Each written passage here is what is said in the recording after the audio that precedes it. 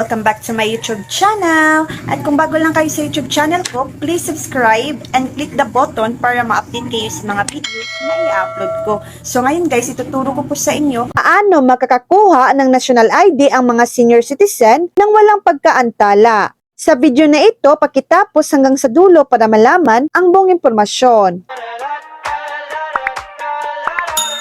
Dahil nakatakdang ipatupad ng gobyerno ang national ID para sa mga claim sa social pension, hinihimok ang mga senior citizens na magparehistro ng maaga. Narito ang mga isang malinaw at sunod-sunod na gabay upang matulungan silang makakuha ng isa ng walang pagkaantala. Inihayag ng Department of Social Welfare and Development or DSWD na ang Philippine Identification System or PhilSys National ID ang magiging pangunahing kinakailangan sa beripikasyon para sa mga mahirap na senior citizens na makakakuha ng kanilang buwanang tig 1,000 pesos social pension. Bagamat pansamantalang tatanggapin ang ibang mga ID na inisyo ng gobyerno. Hinihimok ng mga otoridad ang mga nakatatanda na kumpletuhin ang kanilang rehistrasyon sa PhilSys upang matiyak ang tuloy-tuloy na pag-access sa mga benepisyo. So yan lang po ang news update.